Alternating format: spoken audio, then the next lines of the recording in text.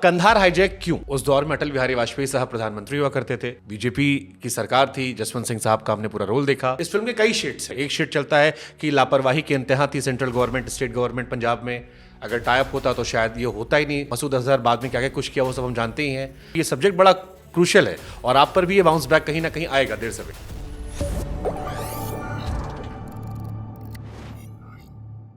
तो सर पहला क्वेश्चन ये कि कंधार हाईजैक क्यों? एक सब्जेक्ट था 1999 का, हुआ, अभी आपने से क्यों उठाया? नहीं, ये मैंने नहीं उठाया। ये एक्चुअली एक कैप्टन देवीशरण ने, जो उस फ्लाइट के कप्तान थे, उन्होंने एक किताब लिखी थी, फ्लाइट इनटू फियर। उसके राइट्स प्रोड्यूसर सरिता पाटिल, जो मैच बॉक्स से हैं, उन्होंने ख़रीदे और फिर नेटफ्लिक्स और सरिता ने मिलके इसको करीब 3 साल राइटर त्रिशांत के साथ डेवलप किया और फिर उनको पता नहीं क्यों लगा कि मुझसे बनवाना चाहिए, तो उन्होंने मुझे बुलाया और मैंने पढ़ा उसको। तो वो चूँकि कैप्टन साहब की किताब पर थी पूरी स्क्रिप्ट, तो वो ज़्यादातर एयरक्राफ्ट के अंदर क्या हो रहा था उसके बारे में बात करती थी, पर उन स्क्रिप्ट को पढ़ते हुए मुझे लगा कि यार नीचे क्या हो रहा है, सरकार क्या कर रही है, कौन लोग हैं जिन्होंने हाईजैक किया है, काठमांडू से क्यों हाईजैक हुआ, कांधार क्यों जा रहा है। तो ये सवाल मुझे परेशान करने लगे। तो फिर मैंने नेटफ्लिक्स से बात की, मैंने कहा मुझे इसमें बहुत दिलचस्पी है, प्लेन के अंदर तो है दिलचस्पी। तो उन्होंने कहा ठीक है तुम करो। तो फिर त्रिशांत और मैं बैठे और हमने फिर नए सिरे से रिसर्च और राइटिंग सब शुरू हुई। फिर एक बड़े मशहूर पत्रकार हैं, ऑथर हैं, फिल्म मेकर हैं, एड्रियन लेवी लंदन से, उनकी मदद ली और फिर इसकी रंगत बदलती चली गई और ये वो बना जो अब है। तो ये बुनियादी आइडिया मेरा नहीं था, ये सरिता का और मोनिका का था। बट सर मेरे मन में आपको लेके एक क्वेश्चन बार बार आता है क्योंकि स्टारकास्ट बहुत अच्छी है, जी। कई सारे ऐसे एक्टर्स हैं जिनको देखना मजा आएगा। सबके मन में सवाल है कि ये फिल्म बॉक्स लाइक पर्दे पर रिलीज क्यों नहीं हो रही, नेटफ्लिक्स पर क्यों? क्योंकि अभी एक बड़ा कंट्रोवर्शियल स्टेटमेंट भी आया था डेविड धवन साहब का कि ओटीटी जो है एक बड़ा सेफ जरिया है बचने का, कि आप पता नहीं लगता नंबर्स कितने हैं। और उन्होंने ये भी स्टेटमेंट था उनका कि थिएटर में आओ अपनी औकात दिखाओ, ये उनके कोट थे। तो ओटीटी क्यों? क्योंकि ऐसी फिल्म हर इंसान देखना चाहेगा जाकर। नसीर साहब वहां पर है, पंकज सर है, विजय वहां पर है और कई कमाल के एक्टर्स हैं। जो ट्रेलर हमने देखा वो गूजबम्स देने वाला है। तो why OTT, why not like बड़े पर्दे पर? जैसा मैंने अर्ज किया कि मेरे पास आया ही ओटीटी से, तो मैं नेटफ्लिक्स से तो नहीं कह सकता कि पिक्चर बनाओ।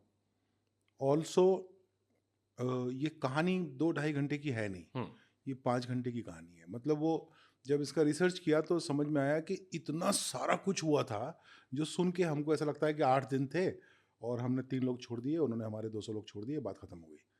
ये इतना आसान था नहीं। ट्रू। बहुत कुछ हुआ था, मतलब एक 8 दिन का थ्रिलर चला था। और सिर्फ दिल्ली में नहीं, कांदाहार में भी, तालिबान की दुनिया में भी, और भी बहुत सारी दुनियाओं में एक थ्रिलर चल रहा था। It started from Kathmandu to Punjab, Lahore. Actually started long back. When you see the series you will know. तो ये सीरीज का ही मटेरियल था, ये फिल्म का मटेरियल था ही नहीं। ये 2.5 घंटे में ये कहानी कहीं नहीं जा सकती थी।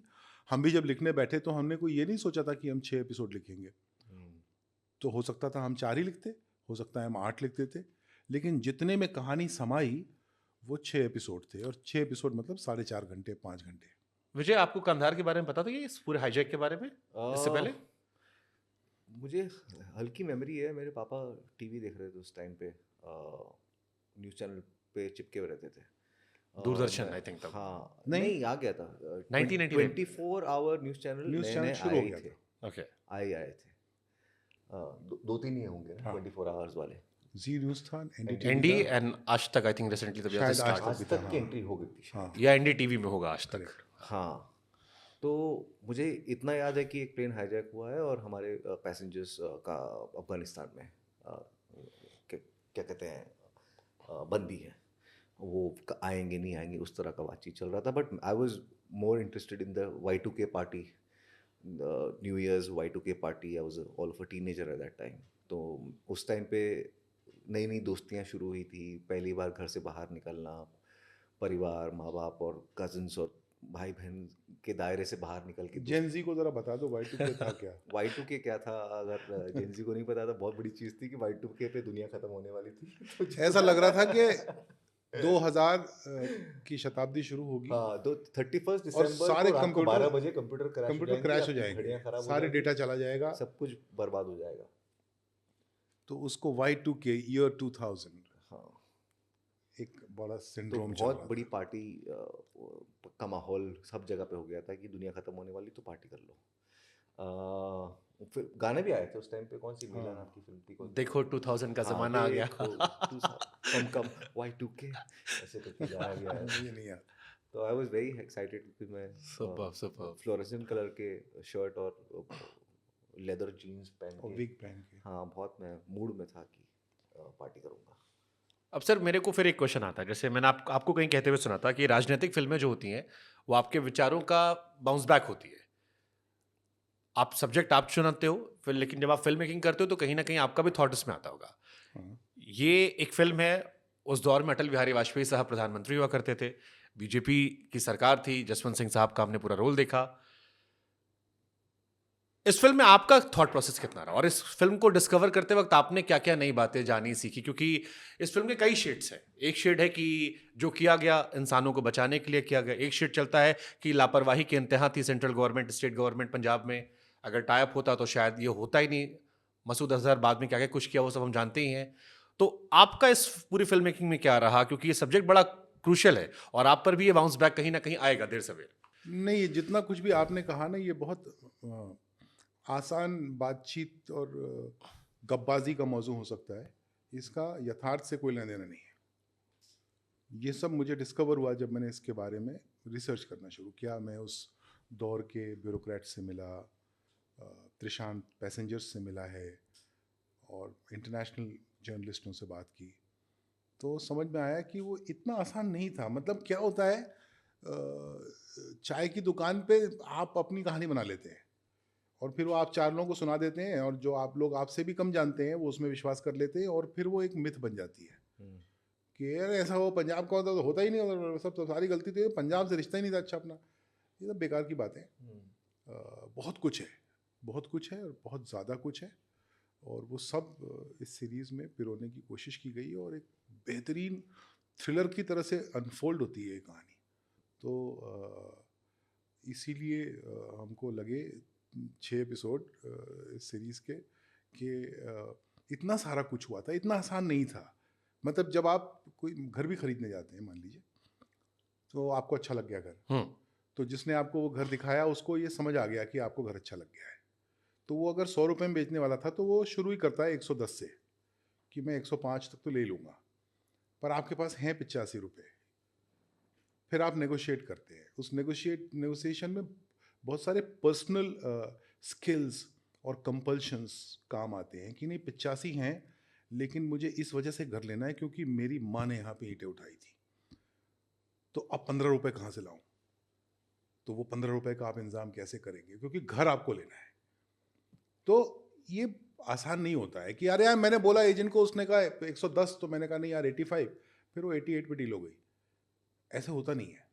उसमें बहुत सारे ह्यूमन रीजंस और लॉजिक्स इन्वॉल्व होते हैं, बहुत सारे सर्कमस्टेंशियल लॉजिक्स अप्लाई होते हैं, पॉलिटिकल लॉजिक्स अप्लाई होते हैं। तो चलिए अगर इसको मैं रिफ्रेम करूं जी। क्वेश्चन को, ये फिल्म आ रही है, हम सब देखेंगे, सीरीज आ रही है, सीरीज आ रही है, हम सब I नेटफ्लिक्स पे insist। देखेंगे सारे एपिसोड्स। जी। 1 एपिसोड 2 एपिसोड मैंने देखे भी, आपके जी। इनिशियल जो काठमांडू के सीन है मैंने देखे भी, इंटेलिजेंस के बारे में कैसे शुरुआत की, ऐसे इनपुट से। इसके रिसर्च के टाइम में आपकी नज़र में सबसे शॉकिंग क्या था? क्योंकि हमने वही बातें पढ़ी है, उस टाइम हम छोटे थे, या हमारी जनरेशन के जो लोग होंगे, जो अखबारों में छपा या सतही कहानी जो आई कि ये घटनाएं हुई, ये बच सकती थी, यहाँ पर ये रहा, ये चीज़ें हुई, कुछ भी सीखा। सबसे शॉकिंग रिसर्च में आपके लिए क्या रहा? बाकी तो फिल्म हम देखेंगे, इन सीरीज हम देखेंगे। तो वो सीरीज देख के पता चलेगा कि सबसे शॉकिंग क्या है। मेरे लिए जो शॉकिंग है वो है, मतलब वो मैं आपको ऑफ द रिकॉर्ड बता सकता हूँ, लेकिन एक्चुअली बहुत सारे शॉकिंग डिटेल्स थे जो मिले और सर्कमस्टेंशियल थे बहुत सारे। और फिर जैसे ही आपको कोई शॉकिंग डिटेल मिलता है तो फिर आप को थोड़ा सा सावधान हो जाना पड़ता है कि ये सही है ना, कि मतलब ऐसा ना आजकल तो किसी से बात करो कि बाबर हिंदुस्तान कब आया था, लोग फट करके गूगल खोल लेते हैं तो, और वो बता देते हैं कि तो तब आया था। तो गूगल की जो सबसे ऊपर की जानकारी होती है वो सबसे डरावनी होती है Correct. एक्चुअली, उसको थोड़ा और पढ़ लेना चाहिए। तो आप देखने जाएंगे शॉकिंग डिटेल्स अबाउट, अभी लिखिए गूगल पे shocking details about the Kandahar hijack, तो इसे 6 डिटेल बता देंगे वो, लेकिन और भी थे, बहुत ज़्यादा थे, उसमें से 6 में से 2 सही भी होंगे।